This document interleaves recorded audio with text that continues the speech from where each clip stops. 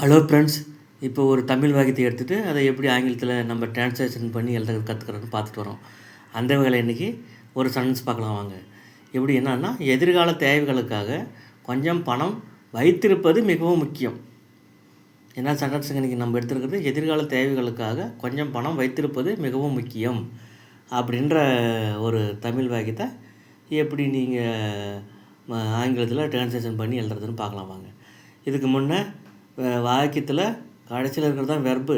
கடைசியில் இங்கே வெர்பு இருக்குதுங்களா? முக்கியன்றது என்னதுங்க? முக்கியமானதான அப்படின்லாம் வந்து அட்ஜெக்டிவ்ங்க. மிகவுன்றது அட்வெர்புங்க. இங்கே வெர்பே இல்லைங்க. அதனால் கடைசியில் நம்மளே வெர்பை போட்டுக்கணுங்க. வைத்திருப்பதுன்னு என்ன டென்ஸ் மாதிரி இருக்குது ஃப்ரெண்ட்ஸு? கொஞ்சம் பணம் வைத்திருப்பது ப்ரெசன்ட் டென்ஸ் மாதிரி சாயல் இருக்குதுங்களா? ஆனால் இருக்குதுன்ற வெர்பை கடைசியில் நம்மளே சேர்த்துக்கிறோங்க. சரி, அதுக்கு முன்னே நம்ம சேனலை கொஞ்சம் சப்ஸ்கிரைப் பண்ணுங்கள் ஃப்ரெண்ட்ஸு. ஒரு நாளைக்கு ஒரு 2 பேராவது பண்ணுங்கள் ஃப்ரெண்ட்ஸ். கொஞ்சம் எனக்கு ஆர்வமாக இருக்கும் லெசன் அடுத்தடுத்து லெசன் பண்ணுறதுக்கு. சரி போகலாங்களா? ஸ்டெப் 1, எதிர்கால தேவைகளுக்காக கொஞ்சம் பணம் வைத்திருப்பது மிகவும் முக்கியமானதாக இருக்கிறது அப்படின்னு வெர்பு வர மாதிரி எழுதிக்கிறேன் ஃப்ரெண்ட்ஸு. எழுதிட்டு கடைசியில் இருக்கிறது தானே வெர்பு, அதை பார்த்து கேள்வி கேளுங்க. எது முக்கியமானதாக இருக்கிறது? எதிர்கால தேவைகளுக்காக பஞ்சம் வைத்திருப்பது. எதிர்கால தேவைகளுக்காக கொஞ்சம் பணம் வைத்திருப்பது. எது முக்கியமானதாக இருக்கிறது? எது முக்கியமானதாக இருக்கிறது? எதிர்கால தேவைகளுக்காக கொஞ்சம் பணம் வைத்திருப்பது அப்படின்னு பதில் வருது. பணம் வெர்பை பார்த்து யார் அல்லது எது என்ற 2 கேள்விகளை கேட்க வேண்டும். எது இருக்கிறது? மிகவும் முக்கியம். எதிர்கால தேவைகளுக்காக கொஞ்சம் பணம் வைத்திருப்பது மிகவும் முக்கியம். அப்போ எதிர்கால தேவைகளுக்காக கொஞ்சம் பணம் வைத்திருப்பது இதுவே சப்ஜெக்ட் ஆகும். இது எப்படி எழுதுவீங்க? வைத்திருப்பது அதை அப்படியே ரிவர்ஸில் எதிர்கால தேவைகளுக்காக கொஞ்சம் பணம் வைத்திருப்பது அதை வந்து அப்படியே கடைசியிலேருந்து எழுதிட்டு வாங்க. வைத்திருப்பதுன்றதை எப்படி தமிழ்லேருந்து ஆங்கிலத்தில் எழுதுவீங்க? வைத்திருப்பது ஹேவுக்கு மெயின் அர்த்தம் என்னதுங்க? வைத்திருத்தல். அதான் ஹேவுக்கு மெயின் அர்த்தம். வைத்திருத்தல்.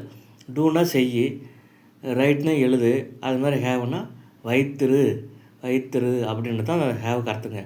அதுக்கு முன்னே டூ போட்டிங்கன்னா இன்ஃபினிட்டி ஆயிருங்க. ஹேவுக்கு முன்னே டூ போட்டிங்கன்னா இன்ஃபினிட்டி ஆயிரும். அதுக்கு என்ன அர்த்தம் வந்துடுங்க? வைத்திருப்பது அப்படின்னு அர்த்தம் வந்துடுங்க. இப்போ வைத்திருப்பதுக்கு டூ ஹேவ் போட்டிங்க. என்ன வைத்திருப்பது? அந்த டூ ஹேவுக்கு ஒரு அரைவேர்பு தானே. அதை பார்த்து என்ன வைத்திருப்பது? கொஞ்சம் பணம். அப்போ சம்மெனி. எதுக்கு? For future needs. எதுக்குன்னா அந்த ஏனுன்ற கேள்வி தான் நம்ம எதுக்குன்னு கேட்குறோம். For future needs. ஃப்யூச்சர் நீட்ஸுன்றது நவுனுங்க. அதுக்கு முன்னே ஃபார்ன்ற ப்ரிபோசிஷன் வந்துருக்குதுங்க. இப்போ எப்படி எழுதுறது புரிஞ்சிக்கலாம்? எதிர்கால தேவைகளுக்காக கொஞ்சம் பணம் வைத்திருப்பது. To have some money for future needs. அந்த ஃப்யூச்சர் நீட்ஸ்ன்றது தான் ஃப்யூச்சர் நீட்ஸ் சேர்ந்து நவுனுங்க. அது வெர்புன்னு நினச்சிக்காதீங்க. சரி போகலாங்களா? ஸ்டெப் 2, சப்ஜெக்ட் போட்ட உடனேயே வெர்பு போட வேண்டும். ஏன்னா வெர்பு இருக்குதுங்க. இருக்கிறது ஈஸ் வெர்பாகும். அப்போது to have some money for future needs ஈஸ்ன்னு வருது. இது வெர்பு போட்டிங்க. இப்போ ஃபைனலாக எப்படி எழுதி மீதி என்ன இருக்குதுங்க? மிகவும் முக்கியம். இது காம்ப்ளிமெண்ட்டுங்க. அதை வந்து கடைசியில் எழுதிக்கிறீங்க. ஃபைனலாக to have some money for future needs is very important. எதிர்கால தேவைகளுக்காக கொஞ்சம் பணம் வைத்திருப்பது மிகவும் முக்கியம்.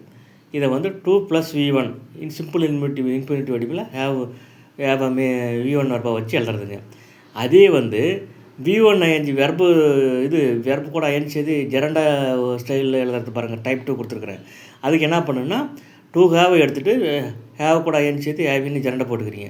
அப்போ எப்படி வரும்? Having some money for future needs is very important. இதுக்கு என்ன அர்த்தம் தாங்க? எதிர்கால தேவைகளுக்காக கொஞ்சம் பணம் வைத்திருப்பது மிகவும் முக்கியம். இப்போ அந்த எதிர்கால தேவைகளை கொஞ்சம் பணம் வைத்திருப்பது மிகவும் முக்கியன்றதவே 2 + V1 அந்த மாடலை யூஸ் பண்ணி டைப் 1 எழுதுகிறோம். V1 ING ஜெரண்டா மாடல் யூஸ் பண்ணி டைப் 2 எழுதுகிறோம்.